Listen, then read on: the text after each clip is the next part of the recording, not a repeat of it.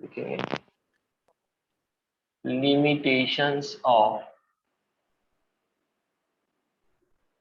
dimensional analysis।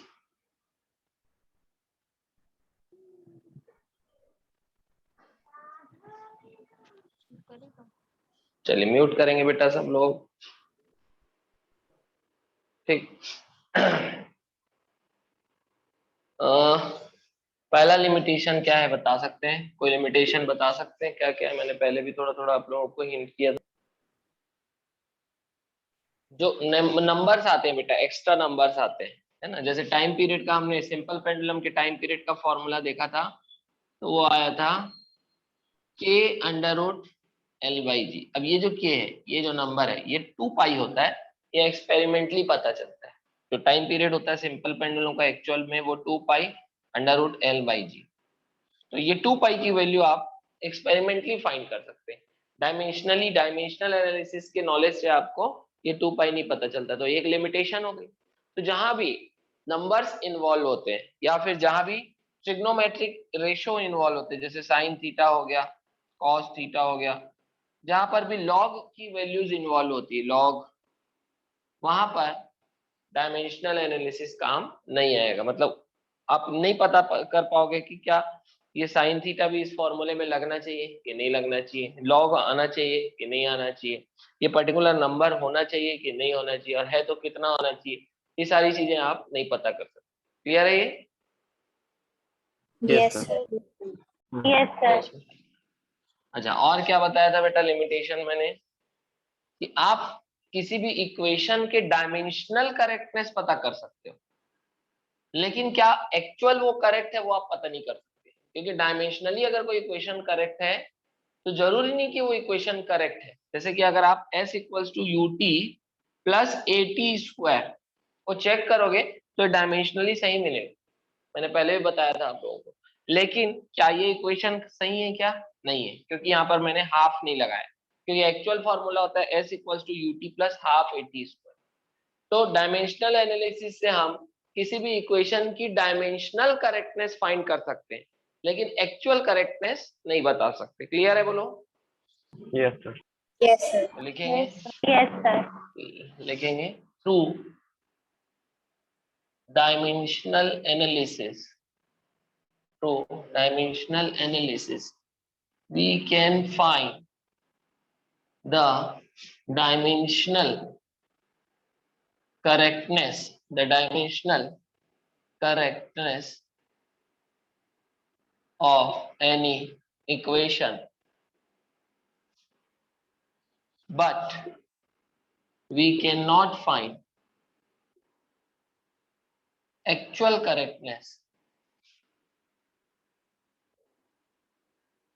of the equation, हम actual correctness नहीं बता सकते इक्वेशन की।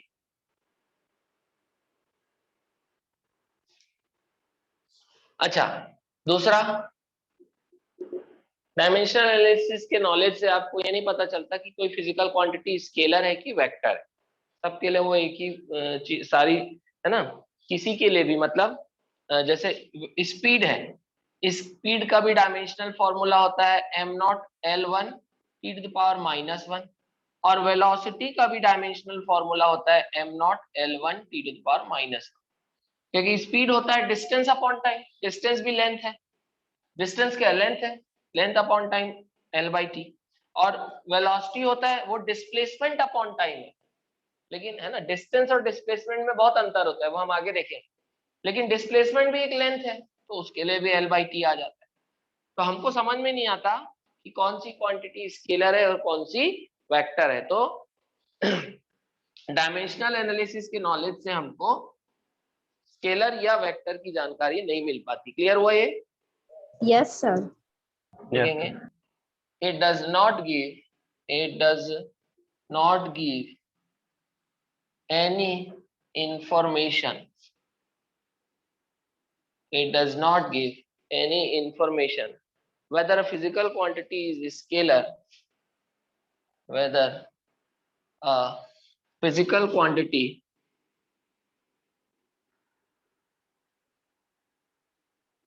is a scalar or a vector। Second समझ में आ गया आप लोगों को लिमिटेशन। थर्ड देखेंगे,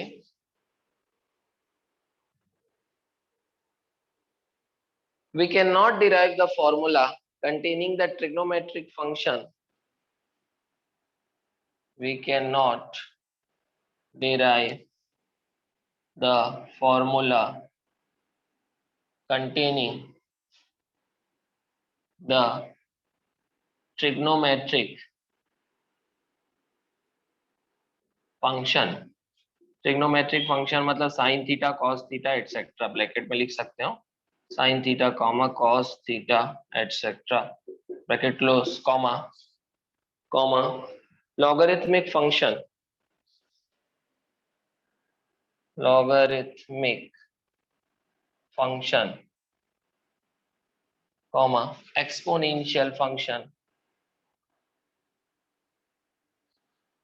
एक्सपोनेंशियल फंक्शन। एक्सपोनेंशियल फंक्शन में ई आता है, ये कांस्टेंट है ना, e to the power x etcetera, which have no dimensions, which have no dimensions, which have no dimensions। तो किसी फॉर्मूले में अगर ट्रिग्नोमेट्रिक फंक्शन इन्वॉल्व है, sign theta cos theta, logarithmic function involve है, लॉग इन्वॉल्व है, या एक्सपोनेंशियल फंक्शन इन्वॉल्व है, ई की पावर मतलब ई एक कांस्टेंट होता है, ई अगर इन्वॉल्व है तो क्योंकि इन सब के कोई डायमेंशन नहीं है तो हम ऐसे फॉर्मूले के बारे में कुछ नहीं कर सकते या डिराइव नहीं कर सकते जिसमें ये सब फंक्शन हो, क्योंकि इनके तो कोई डायमेंशन नहीं है, तो हम इनके बारे में कुछ नहीं जान पाएंगे। जैसे है ना, जैसे कि अगर मैं बोलूं भाई सेंट्रीपिटल फोर्स का फॉर्मूला mv²/r, ये डिराइव कर सकते हो आप, सेंट्रीपिटल फोर्स का जो फॉर्मूला है ये आप डिराइव कर सकते हो, है ना। लेकिन जो है वेव इक्वेशन होती है y equals to y naught या y equals to a sin omega t plus five, ये वेव इक्वेशन होती है जब अपन सॉरी ये SHM का इक्वेशन होता है, सिंपल हार्मोनिक मोशन का इक्वेशन होता है, y equals to a sin omega t plus five. तो इसको अपन इसके बारे में अपन जो है डायमेंशनल एनालिसिस से कुछ नहीं बता सकते, ये पढ़ेंगे अपन जब सिंपल हार्मोनिक मोशन पढ़ेंगे। तो ये साइन का फंक्शन इन्वॉल्व हो गया यहाँ पर साइन, तो इसके बारे में क्योंकि ये पूरा एक नंबर होगा, इसका कोई डायमेंशन नहीं होगा, तो इसके बारे में हम डायमेंशनल एनालिसिस के नॉलेज से ये फॉर्मूला हम डिराइव नहीं कर सकते। बोलो क्लियर है ये, समझ में आया? Yes sir. Yes, sir. Note कर लेंगे यहाँ तक। क्वेश्चन नंबर 1, एक इक्वेशन दिया आपको, alpha by T square is equal to F into V plus beta by X square, find dimensional formula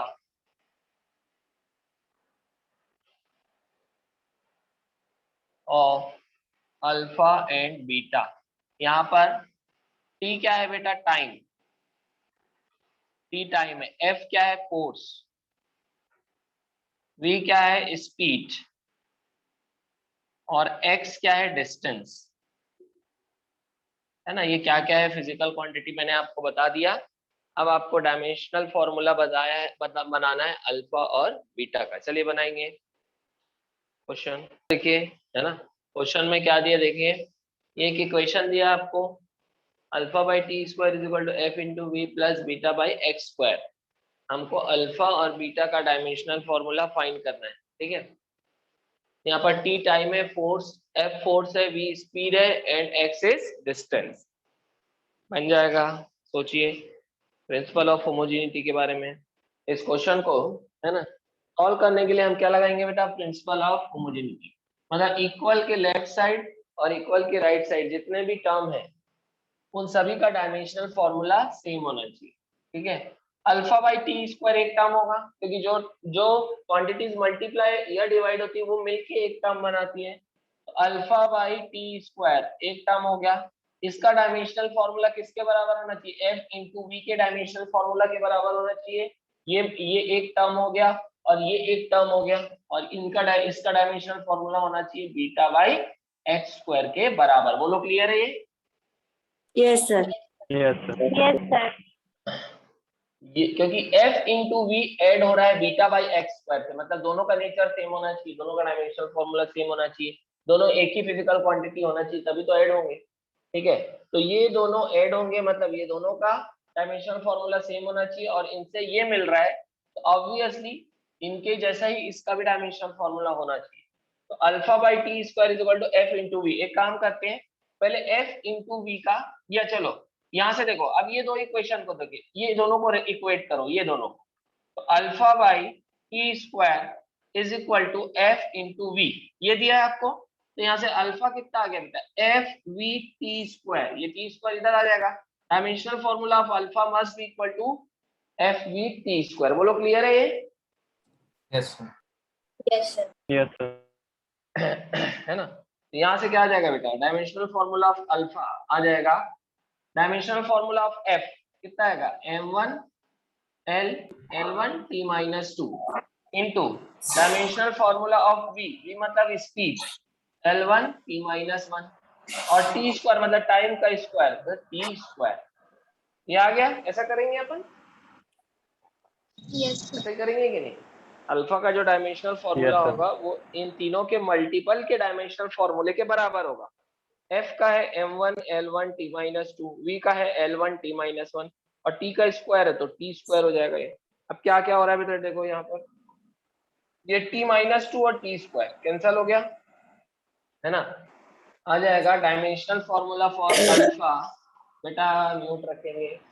dimensional formula for alpha आ जाएगा, देखो m1 फिर l1 है और यहाँ l1, तो l1 इंटू l1 l2, और t माइनस 2 कैंसिल हो गया t2 से, तो यहाँ क्या बचा? t minus 1।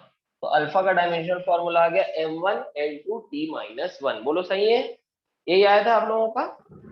Yes, sir. m1 l2 t minus 1। Clear है?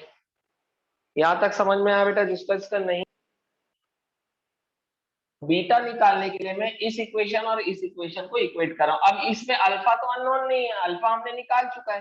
अल्फा बाई टी स्क्वायर का dimensional formula beta by X square के डायमेंशनल फॉर्मूले के बराबर है, तो चाहे तो आप इन दोनों को भी इक्वेट कर सकते हो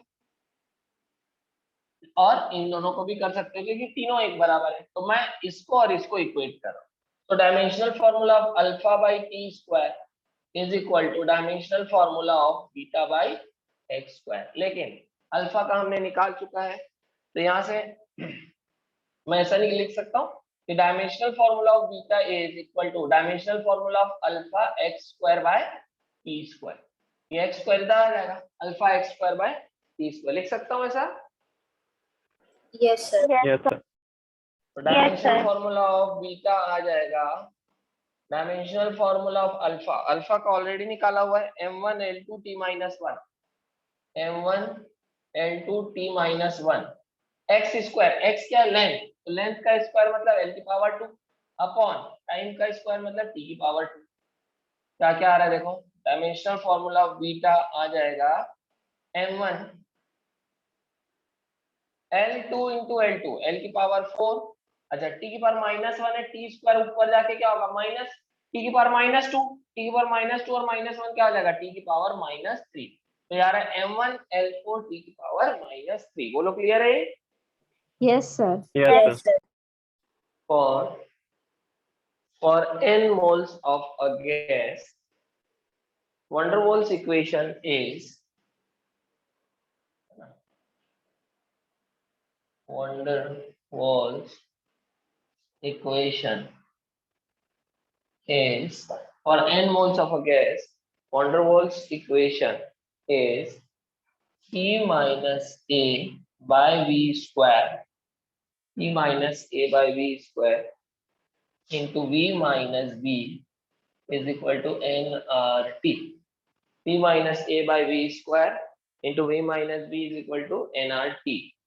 full stop. Find the dimensions of A and B. Find the dimensions of A and B. Find the dimensions of A and B, comma, where P is gas pressure, where P is gas pressure, where P is gas pressure, comma, V is volume of gas, comma, V is volume of gas, and T is temperature of gas. अब देखो बेटा एक चीज यहाँ पर पहले सुन लो आप लोग। अभी तक तीन ही फंडामेंटल क्वांटिटी से काम चल जा रहा था, एम एल टी, लेकिन टोटल 7 फंडामेंटल क्वांटिटी। तो अगर बाकी फंडामेंटल क्वांटिटी भी इन्वॉल्व होगी तो उनका भी सिंबल अपने को ध्यान रखना है। टेम्परेचर के लिए आप थीटा यूज करोगे, टेम्परेचर के लिए थीटा, करंट के लिए ए, एम्पियर का ए।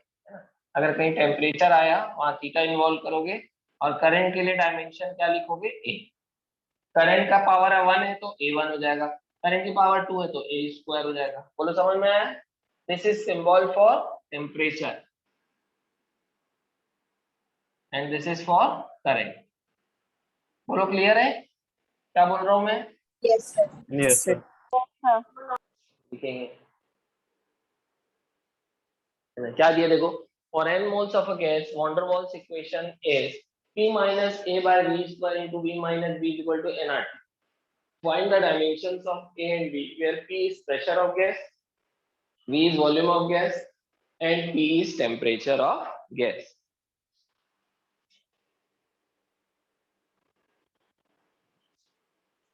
ये बात सच है कि P minus A by V square into V minus B, ये दोनों मिलके मल्टीप्लाई होके एक टर्म बनाएंगे, और इनका जो डायमेंशनल फॉर्मूला है वो nRT के बराबर होगा। लेकिन अपने को इतना जानने की जरूरत ही नहीं है।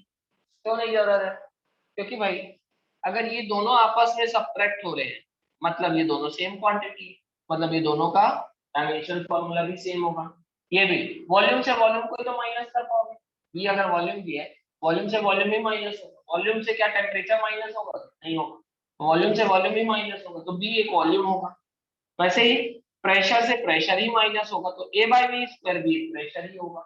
तो कहने का मतलब ये है कि हमको इतना लंबा चौड़ा करने की बजाय सीधा सीधा dimensional formula of pressure is equal to dimensional formula of A by V square, ये एक इक्वेशन ले लेना है, इससे ए आ जाएगा। वैसे ही dimensional formula of volume is equal to dimensional formula of B, ये ले लेना है, इससे भी आ जाएगा। बोलो समझ में आया है? क्लियर हुआ? Yes, sir. Yes, sir. है ना?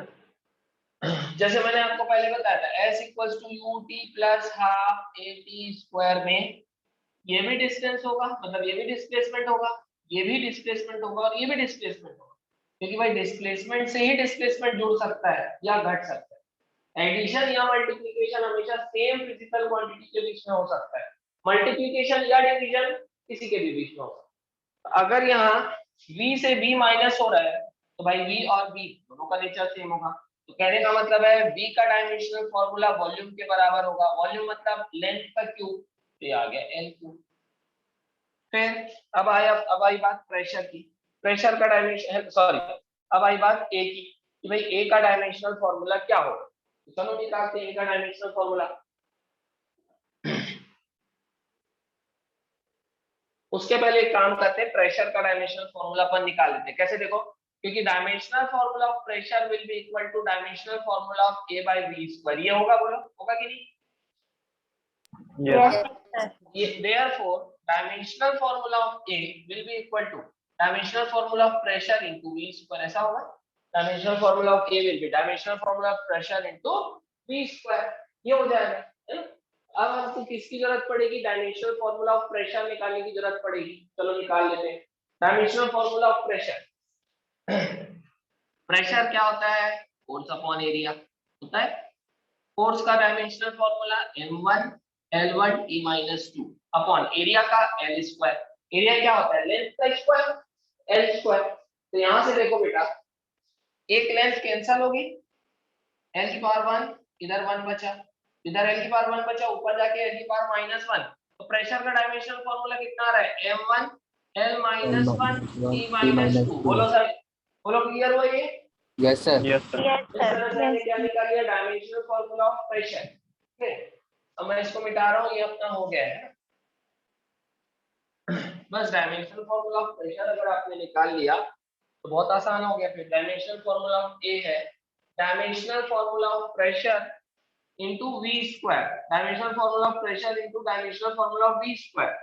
dimensional formula of pressure is m1 l minus 1 t minus 2। dimensional formula of v square का मतलब l क्यूब का स्क्वायर, मतलब l की पावर 6, d to the 6। तो यहाँ से डायमेंशनल फॉर्मूला ऑफ a आ गया m1 l minus 1 है और इधर l 6 है, l 6 और -1 l की पावर 5 t minus 2। ये आएगा डायमेंशनल फॉर्मूला ऑफ a। बोलो क्लियर है क्या, समझ में आया? Yes, sir. Yes, sir. आप लोगों का यही आया था आंसर, गलत है? Yes, sir. Very good. So this is the dimensional formula of A and dimensional formula of B जो था वो किसके बराबर था, वॉल्यूम के, दैट इज N क्यूब। तो ये रहेगा आंसर। ठीक है, तो यहाँ पर हमको इसकी जरूरत ही नहीं पड़ी बेटा, यहाँ तक जाने की जरूरत नहीं है। अगर यहीं से काम बन जा रहा है तो यहाँ तक जाने की जरूरत ही नहीं है ना। ये क्वेश्चन नीट में आ चुका है, नीट में ये क्वेश्चन ए और बी का डायमेंशनल फॉर्मूला नीट में पूछा है। बोलो क्लियर है, यहाँ तक हो गया? Yes, sir. बेटा जितने भी ट्रिग्नोमेट्रिक रेशियोज है वो सब सिंपली एक नंबर है, रेशियो एक नंबर ही होता है। भाई साइन थीटा एक रेशियो है। किसका रेशियो है, ट्रायंगल का। ये थीटा हो गया, परपेंडिकुलर हो गया, ये बेस हो गया, ये हाइपोटेन्यूस। परपेंडिकुलर और हाइपोटेन्यूस साइड का एक रेशियो, मतलब सिंपली एक नंबर है और नंबर का कोई डायमेंशन नहीं होता। थीटा भी सिंपली एक एंगल है, थीटा भी एक एंगल है, एंगल का भी कोई डायमेंशन नहीं होता। तो ना ही थीटा का डायमेंशन होगा, वो डायमेंशन अभी लिखना नहीं है, और ना ही साइन थीटा का कोई डायमेंशन। वैसे ही cos थीटा से भी सेम होगा, वही tan थीटा से भी सेम होगा। थीटा का भी कोई डायमेंशन नहीं और tan थीटा का भी कोई डायमेंशन। जैसे मैं sin 30 बोलूं तो भाई तो एक नंबर ही आता है ना, 1/2 नंबर ही आएगा, नंबर का कोई डायमेंशन नहीं। ठीक, तो और थीटा कितना है 30, ये भी एक नंबर है, तो नंबर का कोई डायमेंशन नहीं। तो जितने ट्रिग्नोमेट्रिक रेशियो है, छह ट्रिग्नोमेट्रिक रेशियो होते हैं, sin theta cos theta tan theta cot theta sec theta cosec theta, सारे डायमेंशन लेस। ठीक, अगला पॉइंट देखेंगे, अभी मैं लिखाऊंगा इसको, समझ लो पहले। फिर एक आता है एक्सपोनेंशियल फंक्शन, e की पावर समथिंग, मान लो e की पावर है, तो e की पावर जो भी होगा वो भी एक नंबर होगा, e की पावर जो भी होगा वो भी क्या होगा, एक नंबर होगा। क्लियर है? तो e के पावर में जो भी होगा वो नंबर होगा, तो वो डायमेंशनलेस होगा। और e खुद भी एक कांस्टेंट नंबर होता है, 2.718। ये नंबर की पावर नंबर भी एक नंबर ही होगा, ये भी डायमेंशनलेस। मतलब e के पावर में जो भी होगा वो पूरा डायमेंशनलेस होगा, और e की पावर मिला के, ये दोनों को मिला के भी जो मिलेगा वो भी डायमेंशनलेस होगा। समझ में आ रहा है आपको? Yes, sir. Yes, sir. Yes, sir.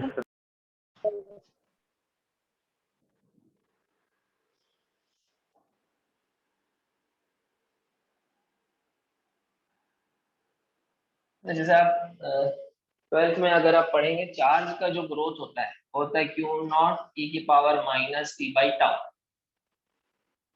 Charge मतलब चार्ज का ग्रोथ, अगर चार्ज ग्रो कर रहा है किसी सर्किट पे, तो ये क्या है, क्यू क्या है, charge at any time t का इक्वेशन है ना, कि किसी समय t पे चार्ज कितना होगा तो वो क्यू होगा, और उसका ये इक्वेशन है। यहाँ पर क्यू नॉट क्या है, मैक्सिमम चार्ज क्यू नॉट। तो देखो e की पावर, ये भी टाइम होता है, ये भी टाइम होता है, दोनों का डायमेंशन कैंसिल हो गया, तो e के पावर में जो भी है वो क्या हो गया, डायमेंशनलेस। तो हमेशा ध्यान रखना, e के पावर में जो भी होगा वो खुद डायमेंशनलेस होगा, और ये पूरा ही डायमेंशनलेस होगा। बोलो समझ में आया, क्लियर हुआ? Yes, sir. Yes. Yes, sir. फिर लॉग के बाद, लॉग के बाद जो भी होगा वो नंबर होगा, जैसे log 10, log 5 जो भी होगा। तो log के बाद जो भी नंबर, जो भी होगा वो नंबर होगा, मतलब log के बाद जो भी है वो डायमेंशन लेस होगा। जैसे ये x, ये डायमेंशन लेस होगा, और पूरा log x भी डायमेंशन लेस, पूरा log x भी डायमेंशन लेस। तो ये पॉइंट्स हमको नोट करें।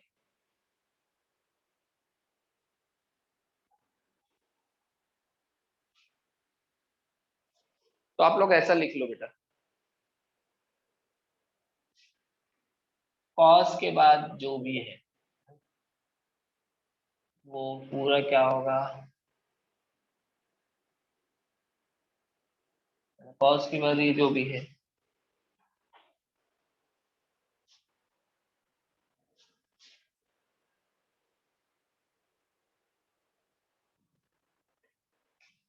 cos के बाद ये जो भी होगा ये नंबर होगा, तो ये क्या होगा, डायमेंशन लेस।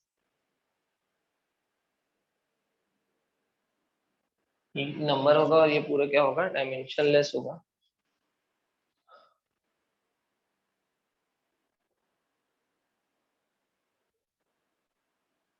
और ये पूरा cos के साथ ये पूरा भी क्या होगा, डायमेंशन। बोलो क्लियर है ये, बोलो क्लियर है ये, समझ में आया। Yes. Yes, sir. वैसे ही साइन के बाद जो भी है,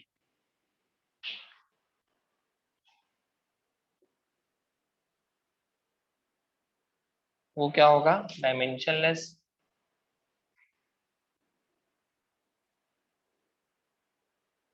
सर ये ड्रॉ करना है। हाँ बेटा, ये आप ही लोग के लिए बना रहा हूँ। और पूरा साइन के साथ ये पूरा डायमेंशन लेस होगा।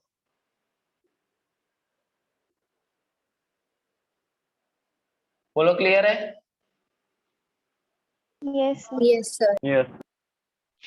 है ना। तो similarly, similarly tan theta cos theta जितने भी है, टेन कॉट सेक कोसेक, जितने भी ट्रिग्नोमेट्रिक रेशियो है सबके लिए ऐसे ही होगा, है ना। बाकी अपन नहीं बना रहे हैं, दो का बना लिए तो आप लोग समझ जा रहे हो, है ना। दो का Yes, बना sir. लिया मैं तो आप लोग समझ गए हो, बाकी सबके लिए भी सेम चीज एप्लीकेबल होगी। 10 के बाद जो भी होगा वो भी डायमेंशनलेस होगा, और पूरा 10 के बाद जो मिला के वो भी पूरा डायमेंशनलेस, है ना। चलो ये हो गया, थर्ड में आए अपन। नेक्स्ट मिटा दो बेटा, ऊपर वाला मिटा दो, बन गया एटलीस्ट ऊपर वाला। Yes, sir. फिर थर्ड लिखेंगे, e की पावर जो भी, ये भी एक नंबर होगा, तो ये e की पावर में जो भी है वो डायमेंशनलेस होगा, है ना। और ये पूरा e की पावर मिला के पूरा ये भी डायमेंशनलेस होगा, तो ये और ये दोनों डायमेंशनलेस होंगे। बोलो क्लियर है।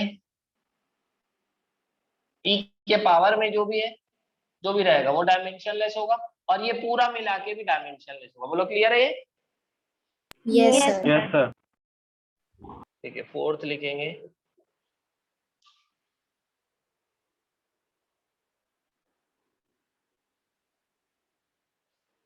लॉग के बाद जो भी है वो नंबर ही होगा, तो लॉग के बाद जो भी है वो डायमेंशनलेस होगा, और ये पूरा भी डायमेंशनलेस होगा, तो ये डायमेंशनलेस और ये भी डायमेंशनलेस। बोलो क्लियर है ये बेटा। Yes, sir. Yes. Yes, sir.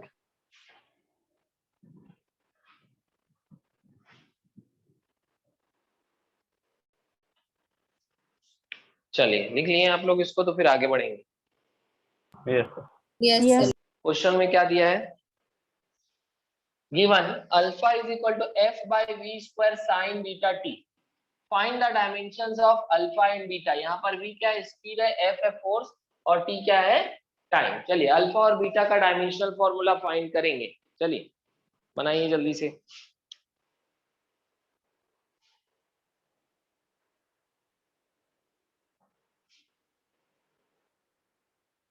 हमको ये मालूम है कि साइन के बाद जो भी है वो डायमेंशनलेस हो। साइन के बाद यहाँ कौन है, बीटा, मतलब बीटा टी क्या होगा, डायमेंशनलेस होगा कि नहीं बोलो, Yes, होगा? sir. Yes, sir. देखो अगर बीटा नहीं होता तो सिर्फ टी होता, तो डायमेंशन होता टी, डायमेंशन होता ना, फिर ये क्वांटिटी डायमेंशनलेस कैसी है? तो बीटा क्या कर रहा होगा, जरूर टी के डायमेंशन को कैंसिल कर रहा होगा, तभी तो दोनों का डायमेंशन मिला के डायमेंशनलेस। तो ये बीटा टी के डायमेंशन को कब कैंसिल कर पाएगा, जब बीटा क्या होगा, टी की पावर -1, क्योंकि ये टी है तो बीटा को टी की पावर -1 होना पड़ेगा, तभी तो दोनों कैंसिल होंगे। बोलो समझ में आया क्या, आया क्या बोलो? Yes, sir. Yes, sir. मतलब बीटा का काम क्या है? हाँ बेटा, Please explain it again. मैं आपको थोड़ा कॉन्सेप्चुअली समझाने की कोशिश कर रहा हूँ, बाकी तो न्यूमेरिकली मैथमेटिकली तो निकल जाएगा। ये जो है साइन के बाद जो भी होता है वो डायमेंशनलेस होता है, ये मैंने बताया आपको। लेकिन टी तो है, बीटा के साथ टी है, तो अगर पूरे को डायमेंशनलेस करना है तो टाइम के डायमेंशन को कैंसिल करना पड़ेगा। टाइम के डायमेंशन को कौन कैंसिल करेगा, जिम्मा किसको मिला है, बीटा का, बीटा को जिम्मा किसको मिला है, टाइम के डायमेंशन को कैंसिल करने का जिम्मा किसको मिला है, बीटा को, और कोई कर नहीं सकता। तो अगर टाइम टी है तो बीटा टी -1 होगा, तभी तो दोनों के डायमेंशन कैंसिल होंगे कि नहीं बेटा। बीटा का हो गया t-1, टाइम का हो गया t, दोनों मल्टीप्लाई में, t-1 इंटू t1 कैंसिल हो गया कि नहीं बोलो। अब क्या बचा, नो डायमेंशन। बोलो समझ में आया ये पॉइंट? Yes. Yes, sir. है ना? अब इसको मैथमेटिकली भी कर लेते हैं।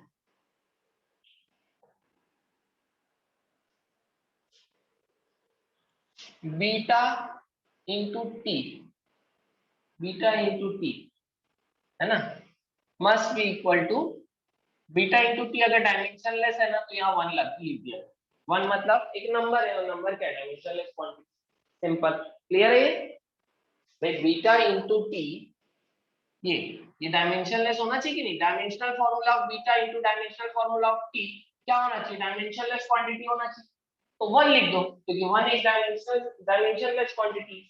बोलो क्लियर हुआ? Yes, sir. Yes, sir. तो यहाँ से क्या आ गया बेटा, dimensional formula of beta is equal to 1 by dimensional formula of T, ये टी नीचे आ जाएगा, या फिर 1 by dimensional formula of T क्या होगा, टी की पावर 1। यहाँ से डायमेंशनल फॉर्मूला ऑफ बीटा कितना आ गया, टी की पावर -। बोलो समझ में आया ये कैसे किया अपन, क्लियर हुआ? Yes. Yes, sir. करते हैं। तो ये बीटा का डायमेंशनल फॉर्मूला आया टी की पावर -1, ठीक है। अब आप लोग बताएंगे मुझे अल्फा का डायमेंशनल फॉर्मूला, फिर अपन टैली करते हैं किस क्या आ जाएगा। देखो dimensional formula for alpha will be equal to dimensional formula of f by v²। बोलो क्यों ऐसा, क्योंकि ये तो पूरा डायमेंशनलेस है। साइन बीटा टी क्या है बेटा, डायमेंशनलेस। बोलो क्लियर है ये? Yes, sir. Yes, sir. Sine Yes, beta sir. T क्या है, dimensionless.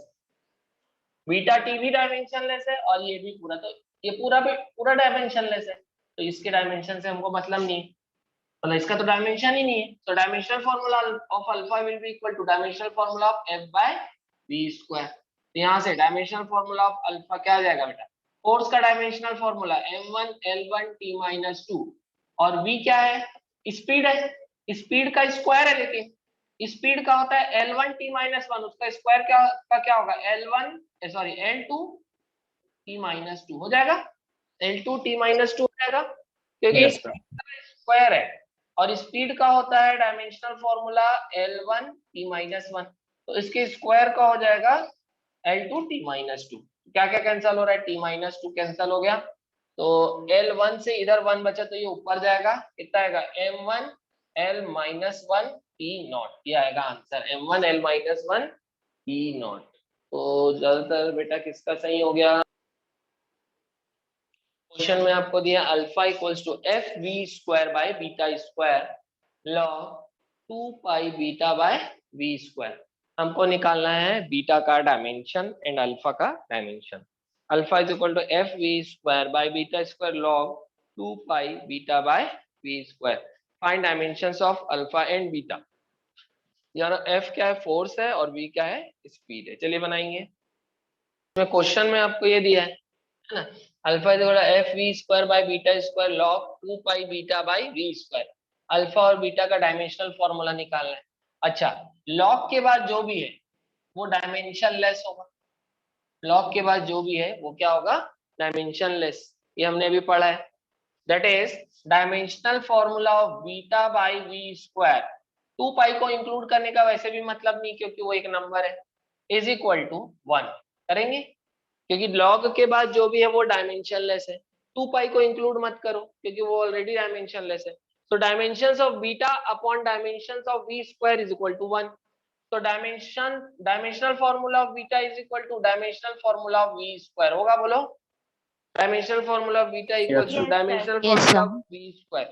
That is dimensional formula of beta आ जाएगा L2 t minus 2, क्योंकि v का स्क्वायर है, L t minus 1 का स्क्वायर L2 t minus 2। अब ये किसका किसका बना है, हैंड्स अप करेंगे, है ना। बीटा का डायमेंशनल फॉर्मूला मिला L2 t minus 2। अब हम निकालेंगे अल्फा का, ठीक है। अल्फा का डायमेंशनल फॉर्मूला निकालने के लिए बीटा का अपने को ध्यान देना जरूरी है, क्योंकि यहाँ पर बीटा आएगा। अच्छा, अब ये पूरा जो है ये डायमेंशन लेस हो जाएगा। ये पूरा डायमेंशन लेस होगा कि लॉग ये मिला के पूरा भी डायमेंशन लेस होता है, तो फिर ये पूरा डायमेंशन लेस हो गया। It means dimensional formula of alpha is equal to dimensional formula of f v square by beta square। बोलो होगा कि नहीं, ये पूरा डायमेंशन लेस हो गया। Yes, sir. तो अब कौन कौन सी क्वांटिटी मल्टीप्लाई हो रही है, डायमेंशन वाली कौन कौन सी क्वांटिटी मल्टीप्लाई हो रही है, F V square by beta square. ये तीनों मिला के एक टर्म होंगे, और ये किसके बराबर होंगे, अल्फा के, from the principle of homogeneity. क्यों, क्योंकि ये पूरा लॉग वाला तो डायमेंशन लेस है। तो यहाँ से क्या आ जाएगा, dimensional formula of alpha is dimensional formula of force m1 l1 t minus 2 v square मतलब l2 t minus 2, है ना, स्पीड का स्क्वायर अपॉन बीटा स्क्वायर। अब बीटा निकाले हो L2 t minus 2, उसका स्क्वायर करोगे L की पावर 4, या ऐसा लिख दो, चलो L2 t minus 2 into L2 t minus 2। ऐसा क्यों लिखा, क्योंकि एक L2 t minus 2 कैंसल, लिख सकते हैं ना ऐसा। बीटा है L2 t minus 2 और नीचे में बीटा स्क्वायर, तो क्या मैं ऐसा नहीं लिख सकता, L2 t minus 2 into L2 t minus 2 लिख सकता हूँ कि नहीं, बोलो। Yes. Yes, sir. ऐसा इसलिए लिखा ताकि ये L2 t minus 2 न्यूमरेटर का और डिनोमिनेटर का कैंसल हो जाए। तो यहाँ से डायमेंशनल फॉर्मूला ऑफ अल्फा आ जाएगा m1। अब यहाँ L1 है, इधर L2 है, तो नीचे क्या बचा बेटा, L1, ऊपर जाके L minus 1, इधर t minus 2 t minus 2 cancel, तो आंसर क्या आ गया, m1 L minus 1 t not, ये आएगा answer. This is the dimensional formula of alpha.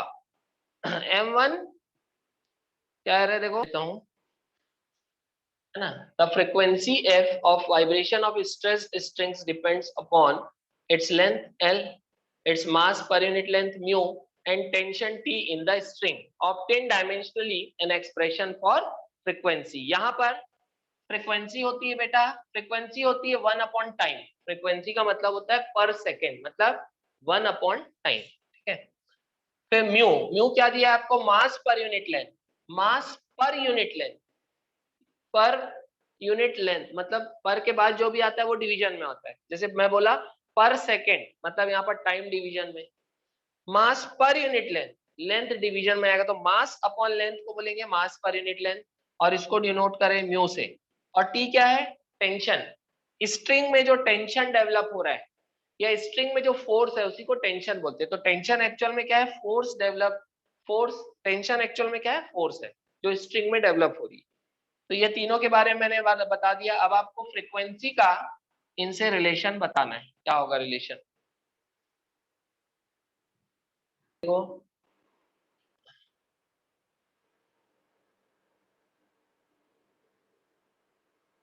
तो यहाँ पर हम क्या करते हैं, suppose the frequency of vibration of string is proportional to L to the power A, mu to the power B and T to the power C। Frequency का हमको इन तीनों से रिलेशन बताना है। मतलब फ्रीक्वेंसी का हमको एक फॉर्मूला डिराइव करना है जिसमें ये तीनों क्वांटिटीज हो। ठीक, अब हमको ए बी और सी की वैल्यू फाइंड करना है। अब प्रोपोर्शनलिटी हटा के क्या लेके आते हैं, constant. Suppose frequency is proportional to L to the power A, mu to the power B and T to the power C। ठीक है, प्रोपोर्शनलिटी हटा के एक डायमेंशनलेस कांस्टेंट लेंगे तो F is equal to K L to the power A, mu to the power B and T to the power C। ये क्या होना चाहिए, डायमेंशनलेस। क्यों? क्योंकि फ्रीक्वेंसी जो है वो सिर्फ इन तीनों से मिलके बनेगी, तो ये जो होगा इसका डायमेंशन का कोई इन्वॉल्वमेंट नहीं होगा फ्रीक्वेंसी के लिए। ठीक है, अब फ्रीक्वेंसी का मैंने आपको बताया कि फ्रीक्वेंसी होती है 1/t, 1/टाइम। तो इसके लिए क्या मैं 1/t लिख सकता हूँ डायमेंशनल फॉर्मूला के लिए, या फिर क्या लिख सकता हूँ, m0 L0 t-1 लिख सकता हूँ। फ्रीक्वेंसी का dimensional formula m0 L0 t-1 लिख सकता हूँ। तो ये आ जाएगा डायमेंशनल फॉर्मूला ऑफ, है ना, from the principle of homogeneity. Equal के लेफ्ट हैंड साइड और इक्वल के राइट हैंड साइड जितने भी टर्म है सबका डायमेंशनल फॉर्मूला सेम होना चाहिए। तो dimensional formula of frequency will be equal to dimensional formula of L to the power A, U to the power B and T to the power C। ये तीनों को मिला के एक टर्म। ठीक है, K को मैंने इसलिए लिखा नहीं लिखा क्योंकि K एक डायमेंशनलेस क्वांटिटी। तो ये dimensional formula of frequency m0 L0 t-1 is equal to, चलिए dimensional formula of length, length मतलब L, L की पावर A, कैपिटल L लिख सकता हूँ की पावर A। फिर म्यू, म्यू क्या है, मास पर यूनिट लेंथ। देखो बेटा, म्यू का डायमेंशनल फॉर्मूला क्या होगा, म्यू होता है मास बाय लेंथ। तो मास के लिए कैपिटल M, अपॉन में लेंथ है तो L, ये हो जाएगा m1 L-1। तो मास पर यूनिट लेंथ का डायमेंशनल फॉर्मूला हो गया m1 L-1 की पावर क्या है, म्यू की पावर क्या है b, और लास्ट में कौन है t। t क्या है, t is not the time, t is force, t is tension. तो टेंशन का डायमेंशनल फॉर्मूला या फोर्स का क्या होता है, m1 L1 t-2 की पावर c। बोलो ये समझ में आया इक्वेशन आप लोगों को, ये वाला क्लियर Yes. हुआ? सर आपने वहाँ L1 लिखा है। बोलिए, यहाँ पर बेटा म्यू के लिए m1 L-1 है, मैंने m1 L1 लिख दिया है, m1 L-1 होगा की पावर b। ठीक है, तो यहाँ से लेफ्ट हैंड साइड में m0 L0 t की पावर -1 इक्वल्स टू l की पावर a, इधर m की power 1 into b is m की पावर b, l की power -1 into b is -b, फिर इधर m की power 1 into c is c, l की power 1 into c is c and t की power -2 into c is -2c। इधर m0 L0 t-1 is equal to, अब इसको m को पहले लिखो, m की पावर b इंटू m की पावर c, क्या हो जाएगा m की पावर b प्लस c होगा। m की पावर b है इधर और इधर m की पावर c। अब अपन इक्वेशन के जो राइट हैंड साइड है उसको m l और t के टर्म में अरेंज कर रहे हैं। तो इधर m की पावर b है और इधर m की पावर c है, तो क्या हो जाएगा m की पावर b प्लस c। फिर l की पावर देखो बेटा, l की पावर a है, इधर -b है और इधर c है, तो क्या हो जाएगा l की power a -b plus c होगा, होगा कि नहीं, l की power a Yes, sir. a -b plus c, और लास्ट क्या बचा t, l m l m l t, तो t की पावर -2c, ये हो गया। अब यहां से पहले c निकाल लो, क्योंकि लेफ्ट हैंड साइड में जो डायमेंशनल फॉर्मूला होगा वही dimensional formula right hand side में होना चाहिए from the principle of homogeneity. अगर यहाँ पर m की पावर 0 है तो यहाँ भी m की पावर 0 होना चाहिए, मतलब b प्लस c क्या होना चाहिए 0। यहाँ l की पावर 0 है तो यहाँ भी ये सब का मिला के 0 होना चाहिए, क्योंकि l की पावर यहाँ भी 0 होना चाहिए। a minus B plus C must be equal to 0। अब यहाँ t की पावर -2c है, यहाँ -1 है, तो यहाँ अगर -1 है तो यहाँ भी -1 होना चाहिए, मतलब -2c must be equal to -1। बोलो ये समझ में आया तीनों, क्लियर हो Yes, ये? sir. नोट कर लो बेटा यहाँ तक, फिर आगे बढ़ेंगे, मिटाऊंगा इसको। नोट कर लो। चलो, तो ये हमको मिला, देखो b plus C 0, minus 2c is -1 and a minus b plus c is 0। अब यहाँ से मैं क्या कर सकता हूँ, देखो c की वैल्यू निकाल सकता हूँ कैसे, -2c इज -1, तो देखो ये माइनस माइनस कैंसिल, इधर 1 बचा इधर 2 बचा, तो c कितना आ जाएगा 1/2। c क्या मिला मुझे 1/2, c क्या मिल गया 1/2। बोलो क्लियर है, c मिल गया 1/2, क्योंकि -2c -1 था तो c मिल गया 1/2, c की वैल्यू आ गई 1/2।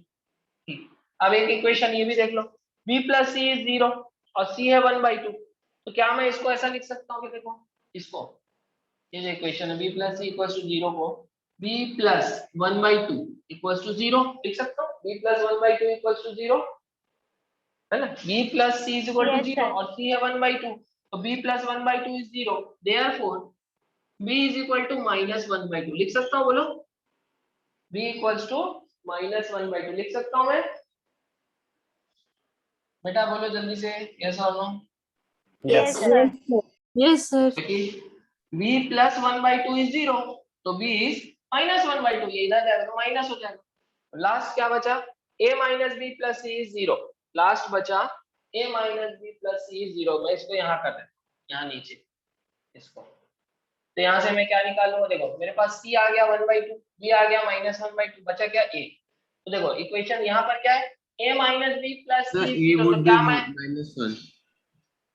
हाँ good, a minus B plus C 0 है, तो क्या मैं a को लिख सकता हूँ b माइनस सी लिख सकता हूँ, क्या बोलो, a minus B plus C 0 है, अगर इन Yes, दोनों को sir. उधर भेजूंगा तो साइन चेंज हो जाएगा, b पॉजिटिव हो जाएगा c नेगेटिव, क्या मैं a को b माइनस सी लिख सकता हूँ, बोलो जल्दी। Yes, sir. Yes, Yes, sir. sir. तो यहाँ से a आ जाएगा b की जगह b माइनस सी, b कितना -1/2, -1/2 ये आ जाएगा, कितना आ जाएगा -1, कितना आ जाएगा -1, b is -1/2 minus c is +1/2, तो -1/2 कितना आ गया -1, तो a आ गया -1, b आ गया -1/2, c आ गया +1/2। बोलो क्लियर है क्या बेटा ये पॉइंट तीनों, Yes. किसी को कोई डाउट तो नहीं है, क्लियर है। Yes, sir. Yes, sir. बस अब इस इक्वेशन को इक्वेशन 1 बोल दो, क्योंकि सारी है ना वैल्यूज को हम इसी इक्वेशन में रखते हैं, जब प्रोपोर्शनलिटी हटा के जो इक्वेशन में k लिखते हैं उसी में a b और c की वैल्यू को रखते हैं। तो चलिए अब मैं a b और c की वैल्यू को इस इक्वेशन में रखता हूँ, तो यहाँ से आ जाएगा,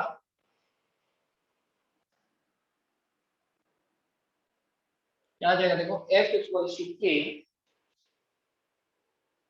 l की पावर a मतलब l की पावर -1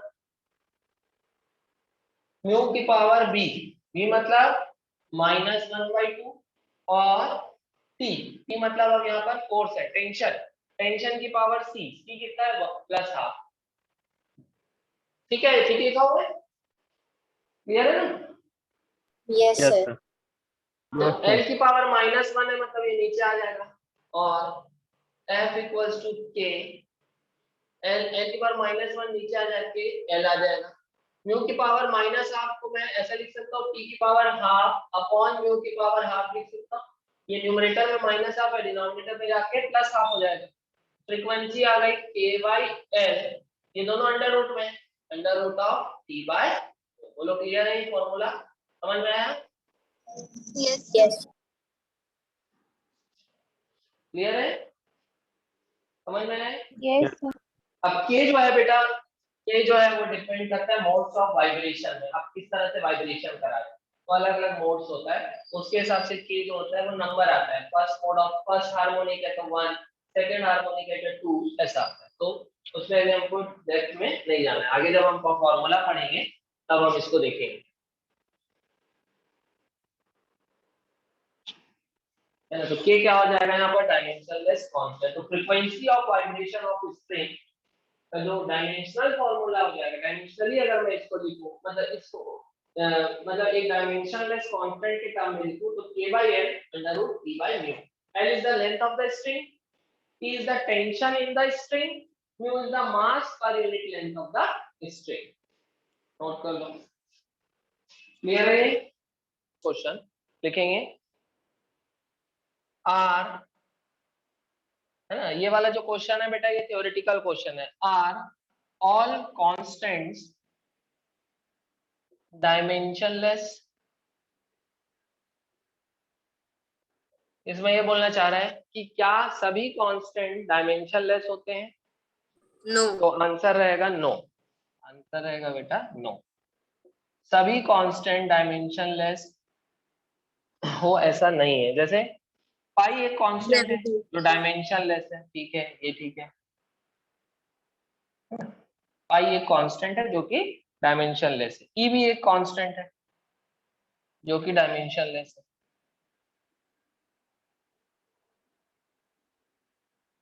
लेकिन अपन पढ़ेंगे जब ग्रेविटेशन तो एक कांस्टेंट पढ़ेंगे capital G, universal gravitational constant, जिसकी एसआई सिस्टम में यूनिट वैल्यू होती है 6.67 इंटू 10⁻11 न्यूटन मीटर स्क्वायर पर केजी स्क्वायर। देखो इसमें में यूनिट है मतलब डायमेंशन होगा। तो this is a constant, universal constant, हर जगह कांस्टेंट है, लेकिन फिर भी इस पे डायमेंशन है। बोलो समझ में आया? Yes. Yes.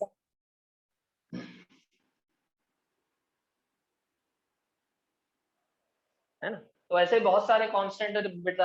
Universal gas constant मैंने बताया 8.314 जूल पर केल्विन पर मोल। देखो इसका भी एक डायमेंशन, जूल पर केल्विन पर मोल डायमेंशन है इसका भी। तो कहने का मतलब ये है कि कुछ कांस्टेंट डायमेंशनलेस वाले भी होते हैं, कुछ कांस्टेंट में डायमेंशन नहीं होता, जैसे कि पाई हो गया, ई हो गया, और कुछ कांस्टेंट जो है उनमें डायमेंशन होते हैं, ठीक है। तो आर ऑल कांस्टेंट्स डायमेंशनलेस? तो आंसर क्या आएगा? नो। आप एग्जांपल दे दोगे, डायमेंशनल कांस्टेंट का एग्जांपल ये दो दे देना, और डायमेंशनलेस कांस्टेंट का ये दो दे देना। और आगे भी हम पढ़ेंगे तो और भी कई सारे डायमेंशनलेस कांस्टेंट और डायमेंशनल कांस्टेंट आएंगे, है ना, तो वो याद होते जाएंगे। ठीक है, यस ठीक सर। है। प्लैंक्स कांस्टेंट एच, है ना, उसका डायमेंशन अगर आप देखोगे E is equal to H C by lambda, या E इज इक्वल टू, है ना, एच सी बाई लेमडा, या एच इंटू न्यू, ये भी होता है E is equal to Yes, H sir. Into Yes, sir. Frequency. तो यहाँ से एच का आ जाएगा dimensional formula of H is dimensional formula of energy upon frequency. तो कहने का मतलब है ये कांस्टेंट है but it is not dimensionless. Clear है ये? तो हमको ध्यान रखना है Yes, sir. कि all constants are not dimensionless। मिटा दो बेटा इसको। Yes. Yes, yes sir. Sir.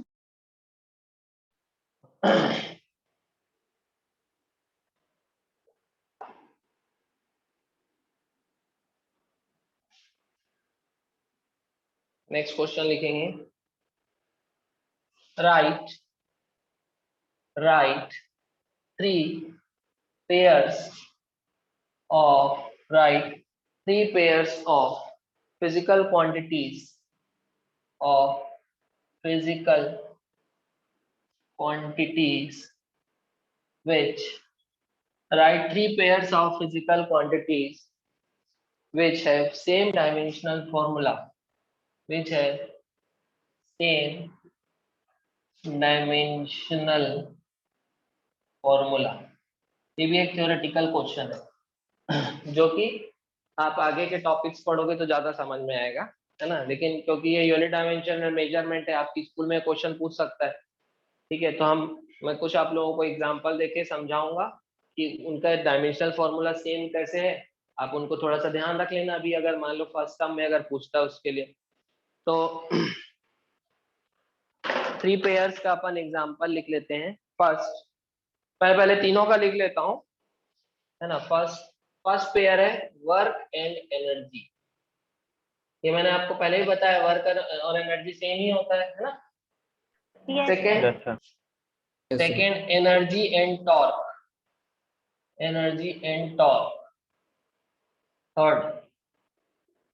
Third लिखेंगे प्रेशर एंड स्ट्रेस। ये लिख लो पहले। क्या है क्वेश्चन, क्या है ये? आंसर है बेटा, है ना, ये आंसर है। क्या पूछ रहा है क्वेश्चन में? तीन पेयर बताओ जिनके डायमेंशनल फॉर्मूला सेम है। तो ये फर्स्ट पेयर हो गया, वर्क और एनर्जी का सेम डायमेंशनल फॉर्मूला है, एनर्जी और टॉर्क का सेम डायमेंशनल फॉर्मूला है। प्रेशर और स्ट्रेस का सेम डायमेंशनल फॉर्मूला है। सर मेरा एक अब क्वेश्चन कैसे सर मेरा एक क्वेश्चन वर्क और एनर्जी, वर्क होता है, वर्क डन कैसे फाइंड करेंगे अपन? वर्क होता है फोर्स इनटू डिस्प्लेसमेंट। तो वर्क का डायमेंशनल फॉर्मूला कैसे फाइंड करोगे? By multiplying the dimensional formula of force and displacement. तो डायमेंशनल फॉर्मूला ऑफ वर्क हो जाएगा फोर्स का m1 l1 t minus 2, displacement भी लेंथ है तो l1। तो कितना आ गया बेटा वर्क का dimensional formula? m1 l1 into l1 l2 t minus 2। वो होगा कि नहीं? वर्क का Yes, sir. Dimensional formula Yes, होगा sir. m1 l2 t minus 2। बोलो क्लियर है ये? अपन ये फर्स्ट के लिए Yes, sir. सॉल्व Yes, कर sir. रहे हैं, फर्स्ट के लिए सॉल्व कर रहे हैं। तो वर्क का डायमेंशनल फॉर्मूला हो गया m1 l1 t माइनस 2। अब एनर्जी का डायमेंशनल फॉर्मूला देखेंगे। एनर्जी में कोई भी एनर्जी ले लो, सभी का सेम होगा। काइनेटिक एनर्जी ले लो, पोटेंशियल एनर्जी ले लो। चलो पोटेंशियल एनर्जी से निकालते हैं। एक बार हमने काइनेटिक एनर्जी से भी निकाला है। पोटेंशियल एनर्जी कितनी होगी? mgh होगी कि नहीं? बोलो, सबको मालूम है potential Yes, energy sir. mgh Yes, sir. होता है, Yes, sir. है ना? अगर कोई ऑब्जेक्ट जो है किसी सरफेस से h हाइट ऊपर है, अर्थ के सरफेस से, ऑब्जेक्ट का मास m है, ऑब्जेक्ट h हाइट ऊपर है अर्थ के सरफेस से, तो उसकी पोटेंशियल एनर्जी होगी mgh। यहाँ पर m क्या है? ऑब्जेक्ट का मास, g क्या है? Acceleration due to gravity, h क्या है? हाइट। तो क्या आ जाएगा देखो, तो dimensional formula of energy is equal to dimensional formula of mgh। m मतलब मास, मास की जगह m1, g मतलब एक्सेलरेशन, एक्सेलरेशन का कितना होता है? l1 t माइनस 2 होता है कि नहीं? बोलो, l1 t माइनस 2। और Yes, h sir. मतलब हाइट, h मतलब हाइट, हाइट मतलब फिर से लेंथ, तो l1। तो यहाँ से एनर्जी का डायमेंशनल फॉर्मूला कितना आ जाएगा? m1, इधर l1 into l1 is l2 और t माइनस 2। तो देखो वर्क का भी इतना आया m1 l2 t minus 2, energy का भी m1 l2 t माइनस 2। बोलो क्लियर है ये? Yes, sir. Yes, sir. तो Yes, एक sir. पेयर ये हो गया वर्क एंड एनर्जी, इन दोनों का डायमेंशनल फॉर्मूला सेम होगा। अब सेकंड देखते हैं, एनर्जी एंड टॉर्क। तो एनर्जी का तो हमने निकाल चुका है डायमेंशनल फॉर्मूला एनर्जी का, m1 l2 t माइनस 2। अगला टॉर्क का देख लो। अब टॉर्क होता है, टॉर्क का डायमेंशनल फॉर्मूला देख लेते हैं। टॉर्क होता है बेटा, टॉर्क हम टाउ से डिनोट करते हैं। ये होता है r into F into sine theta. होता है वेक्टर फॉर्म में, अगर लिखोगे तो ऐसा torque is equal to r cross F. लेकिन अगर मैग्नीट्यूड लिखते हैं तो कैसा लिखेंगे? मैग्नीट्यूड ऑफ टॉर्क कितना हो जाएगा? a क्रॉस b का मैग्नीट्यूड क्या होता है? ab sine theta. तो ये हो जाता है r f साइन थीटा। बोलो समझ में आया?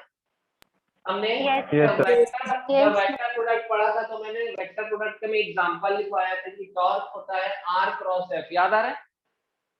Yes, sir. टॉर्क Yes, का sir. मैग्नीट्यूड, टॉर्क का मैग्नीट्यूड कैसे लिखोगे? r f sin theta. Theta is the angle between r and f। अब r क्या है? डिस्टेंस है, f क्या है? फोर्स है। तो फिर से देखो, फोर्स इनटू डिस्टेंस। अच्छा, sin थीटा तो डायमेंशनलेस होगा, तो dimensional formula Yes, of torque, dimensional formula of torque must be equal to dimensional formula of r into f, क्योंकि sin थीटा तो क्या होगा? डायमेंशनलेस। f का, r तो एक लेंथ है, लेंथ का l1, और f का क्या होगा? m1 l1 t minus 2। Multiply करेंगे तो देखो m1 l1 into l1 is l2 t minus 2। आ गया देखो सेम। बोलो आया समझ में? क्लियर है? yes, देखो sir. टॉर्क का भी डायमेंशनल फार्मूला कितना आ गया? m1 l2 t minus 2। और एनर्जी का कितना है? m1 l2 t minus 2। तो ये दोनों पेयर का, ये दोनों का भी डायमेंशनल फार्मूला क्या हो गया? सेम हो गया। बोलो क्लियर है ये? समझ में आया सबको? Yes, sir. हाँ, हो गया। एनर्जी एंड टॉर्क, ये दोनों का डायमेंशनल फार्मूला भी सेम है। Work and energy, energy and torque, सभी का हमने अभी डायमेंशनल फार्मूला कितना निकाला? m1 l2 t minus 2। अब थर्ड पेयर है प्रेशर एंड स्ट्रेस। ये देख लो, प्रेशर एंड स्ट्रेस।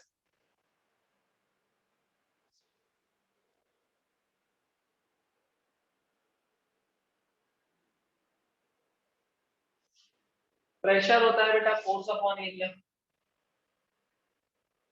प्रेशर का डायमेंशनल फॉर्मूला किसके बराबर होगा? Dimensional formula of force upon dimensional formula of area होगा कि नहीं बोलो? क्योंकि प्रेशर होता है force upon area, Yes, sir. है ना? तो यहाँ से प्रेशर का डायमेंशनल फॉर्मूला हो जाएगा फोर्स का कितना, m1 l1 t-2 upon area का कितना है, l स्क्वायर। एरिया होता है लेंथ का स्क्वायर। तो यहाँ से देखो एक 1 कैंसिल हो गया, नीचे एक 1 बचेगा, ऊपर जाके माइनस कितना आ गया, m1 l-1 t-2। so this is the dimensional formula of pressure, m1 l-1 t-2। बोलो समझ में आया ये? क्लियर है? Yes. Yes, sir. ठीक है। और स्ट्रेस क्या होता है, देखो जैसे मान लो कि एक रॉड है, एक रॉड ऐसा, ये सीलिंग से, ये छत है, छत से ऐसा फिक्स्ड है, एक रॉड है, ठीक है। इसका एरिया ऑफ क्रॉस सेक्शन है मान लो ए, इस रॉड का एरिया ऑफ क्रॉस सेक्शन है ए। एरिया ऑफ क्रॉस सेक्शन को अगर मैं नीचे से ऐसा दिखूंगा तो ऐसा गोल दिखेगा, दिखेगा नहीं? बोलो। अगर ये Yes, sir. रॉड अगर सिलेंड्रिकल है, ये अगर सिलेंड्रिकल रॉड है तो इसका area of cross section circular होगा कि नहीं? बोलो। इसका जो क्रॉस सेक्शन का एरिया सर्कुलर होगा। Yes, sir. Yes, sir. Yes, sir. इसमें अपन फोर्स लगा रहे हैं F, इसमें अपन फोर्स लगा रहे हैं F। तो फोर्स पर यूनिट एरिया को स्ट्रेस बोलेंगे। यहाँ पर जो फोर्स लग रही है वो फोर्स जो इसको खींचना चाह रही है, ये अपन इलास्टिसिटी में पढ़ेंगे बेटा डिटेल में, स्ट्रेस क्या होता है, स्ट्रेन क्या होता है ना। तो ये फोर्स जो इसको खींचना चाह रही है, इसकी लेंथ को बढ़ाना चाहिए, इसकी लेंथ को देखो एक खिंचा के इसकी लेंथ बढ़ रही है, लेंथ बढ़ रही है, ये फोर्स अपॉन एरिया इसको बोलते हैं तो स्ट्रेस। तो स्ट्रेस भी एक तरह से क्या है, फोर्स अपॉन एरिया। लेकिन प्रेशर और स्ट्रेस में अंतर होता है, ये अपन जब इलास्टिसिटी पढ़ेंगे तब समझेंगे। तो फोर्स अपॉन एरिया, यहाँ की स्ट्रेस क्या है, फोर्स अपॉन एरिया। स्ट्रेस भी फोर्स अपॉन एरिया है, तो इसका भी डायमेंशनल फॉर्मूला क्या हो जाएगा, m1 l-1 t-2, m1 l-1 t-2। बोलो सही है, समझ में आया?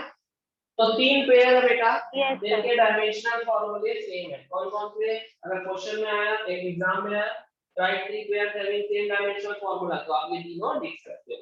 Work energy, energy and torque and pressure and stress. Clear है यहाँ तक? समझ में आ गया? Yes, sir. Yes. Yes, sir.